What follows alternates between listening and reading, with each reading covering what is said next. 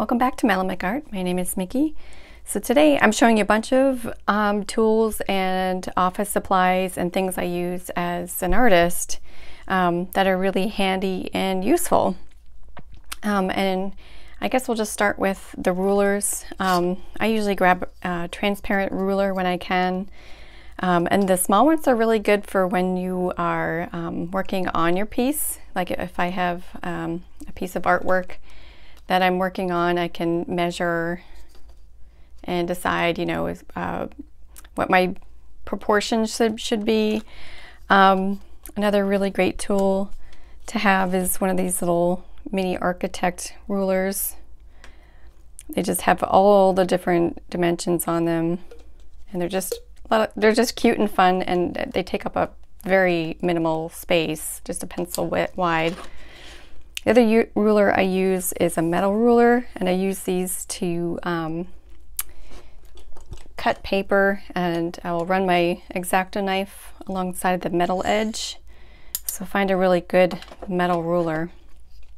And of course, X-Acto knives are something I use all the time. Other cutting tools I use are small scissors and a large pair of scissors, and I get this one that has a titanium coating, so these actually, they cut really nicely for larger projects. I use these all the time. I usually keep them right next to me, so I have them handy. Another cutter I like to use is a corner rounder, and these just fun if you're sending something out to someone. Just gets a little extra touch. And of course I can't do it right now because my thumb's been aching, but gives nice little rounded corners. So these are fairly cheap and just a nice little touch. Now there's clips and all sizes, and I find that I've been using safety clips a lot. These just are a major office supply that you can find anywhere, and I like to put them on the edges of my works if I don't have a clip handy, and these work great. The large ones work great and the small ones work great, and these little fun clips were a nice little fun buy. It just kind of makes it joyful, you know, to have a little fun clip. The other things I use are liquid paper, and I use the pen style also for highlights or whatever. But I like to use this for if I have a tin that I need to rename, because sometimes I go through these and I resort and I put a different brand in.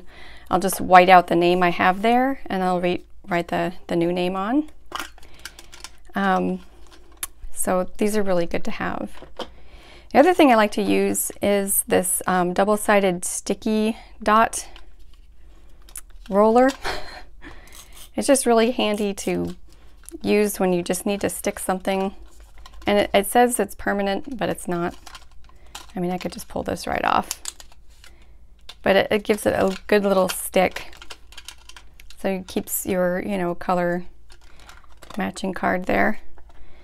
And they're fairly cheap. I usually grab a couple when I'm out, and they last for quite a while. So, excuse me. The other things I buy are pens that will either last a really long time or stay permanently on the paper. So if I mark on the paper, and I'm gonna do some marks with watercolor later. Let me go back up here. I'm sure that these pens will stay put, and the watercolor doesn't react to them very much. We'll come back to that. I'm not sure about this one. Well, I'm going to give it a try anyway, and we'll go over it with some watercolor. But this pen I love so much, I was suggested to me by Sketchy Steven on Instagram. And so I love them so much, I bought a dozen. So I have a little yogurt glass container full of them, and of course they've been dwindling. But yogurt glasses. This yogurt sells them in glass, and I buy a bunch of them, so I have all my pens sorted in them over here. You can use them as water bins as well. I presently just got rid of a couple of my water bins because I have way too many. So I refill the smaller ones, and I have a dirty and a cleaner one. So this would be my cleaner water, and it has a little brush rest. They both do. You just use the rippling edge for the brush. So I use these little pipettes a lot because if you have watercolors that are handmade or whatever, they tend to be a little bit more drier. These colors of nature ones will just need a little bit of extra water. So I always put a little water in to let them soak a little bit before I work with them. And these are just really handy to have. I usually grab a little dozen packet of them. So for tins, Earth Mineral Arts uses these little cigar cases. You can use, oopsie, there goes something. You could use Altoids, these little mint containers. And just, you could probably put a good 6 half pans in there. And even Denise Soden sent me some things that I bought from her in a reusable, I think this is a makeup container, but so you can use really anything. Let me grab what I dropped over here. I do use the super glue very sparingly. I like to buy this one where you can squeeze out just as much as you need. I don't know, that's just my preference. So I always use toothpicks, and they're really good if you have a tube of paint that you need to go in there and you need to mix the paint. So some people don't want to do this because they may aerate their paint, but if it's separated, it's good to just give it a swirl. Also, it's really good to, if you're pouring them out into your pan or palette, it's easier to mix with this and then toss the toothpick. Let's see what else. Oh, the toothpicks are good for if you need to stopper your glue. So the toothpicks are just universal. They're really good to have around. I also use magnet tape, and this is good for, I think you've already seen it already, but just putting your half pans down, or even magnetizing the back of these things, which I've done. This is Xyron magnet tape, and this was suggested by Meow Meow Kapow. I love it so much I bought another one. What else? Of course, painter's tape, always a staple. I know people are using the more colorful, fancier washi tapes, but this is a mainstay for me. I'm constantly using it. And another hardware item is a clamp. Fortunately, I grabbed the one without the other side to it, so I'll bring it back. But these are really good to have if you're an oil painter and you're out on the run doing plein air. You can clamp your canvas to your pochette box.